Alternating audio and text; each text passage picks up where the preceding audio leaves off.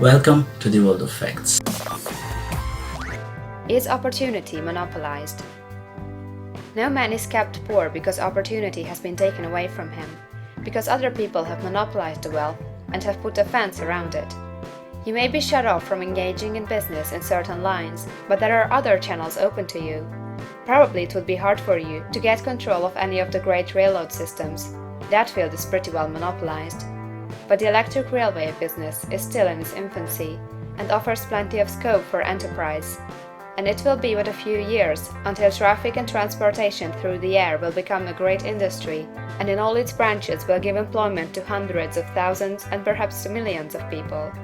Why not turn your attention to the development of aerial transportation instead of competing with J.J. Hill and others for a chance in the steam railway world? It is quite true that if you are a workman in the employ of the Steel Trust, you have very little chance of becoming the owner of the plant in which you work. But it is also true that if you will commence the act in a certain way, you can soon leave the employ of the Steel Trust. You can buy a farm of from 10 to 40 acres and engage in business as a producer of foodstuffs. There is great opportunity at this time for men who will live upon small tracts of land and cultivate the same intensively. Such men will certainly get rich. You may say that it is impossible for you to get the land, but I am going to prove to you that it is not impossible, and that you can certainly get a farm if you will go to work in a certain way. At different periods, the tide of opportunity sets in different directions, according to the needs of the whole, and the particular state of social evolution which has been reached. At present, in America, it is setting toward agriculture and the allied industries and professions. Today, opportunity is open before the factory worker in his line. It is open before the businessman who supplies the farmer more than before the one who supplies the factory worker, and before the professional man who waits upon the farmer more than before the one who serves the working class.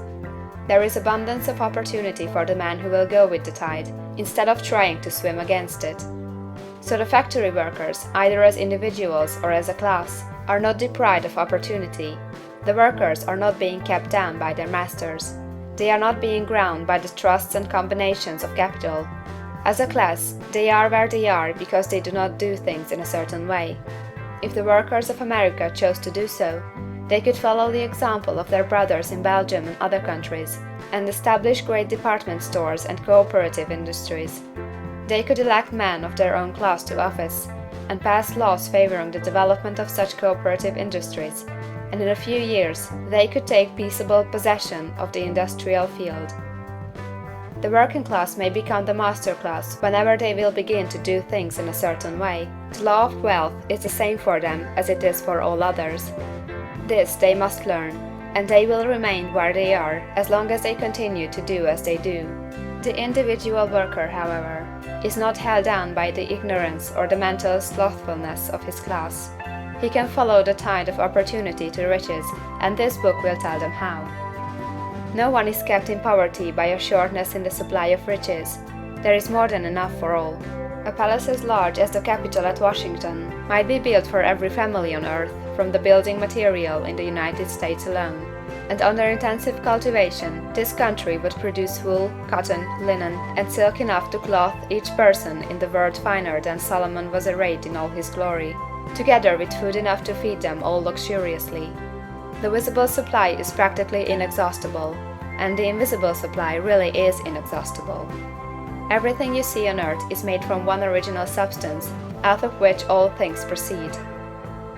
New forms are constantly being made, and older ones are dissolving, but all are shapes assumed by one thing.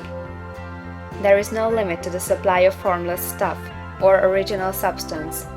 The universe is made out of it, but it was not all used in making the universe. The spaces in, through, and between the forms of the visible universe are permeated and filled with the original substance, with the formless stuff, with the raw material of all things. 10,000 times as much as has been made might still be made, and even then we should not have exhausted the supply of universal raw material. No man, therefore, is poor because nature is poor, or because there is not enough to go around. Nature is an inexhaustible storehouse of riches. The supply will never run short. Original substance is alive with creative energy and is constantly producing more forms.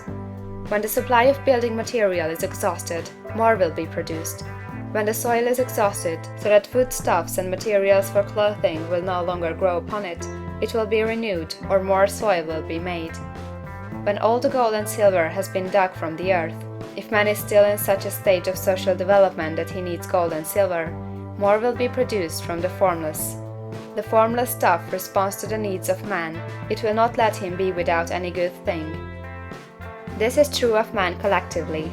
The race as a whole is always abundantly rich, and if individuals are poor, it is because they do not follow the certain way of doing things which makes the individual man rich. The formless stuff is intelligent. It is stuff which thinks. It is alive, and is always impelled toward more life. It is the natural and inherent impulse of life to seek to live more. It is the nature of intelligence to enlarge itself, and of consciousness to seek to extend its boundaries and find fuller expression. The universe of forms has been made by formless living substance, throwing itself into form in order to express itself more fully. The universe is a great living presence, always moving inherently toward more life and fuller functioning. Nature is formed for the advancement of life. Its impelling motive is the increase of life. For this cause, everything which can possibly minister to life is bountifully provided. There can be no lack unless God is to contradict himself and nullify his own works. You are not kept poor by lack in the supply of riches. It is a fact that I shall demonstrate a little farther on, that even the resources of the formless supply are at the command of the man or woman who will act and think in a certain way. Like our video, give a thumb up, share with your friends, and subscribe to our channel. Thanks for watching. Subscribe for more.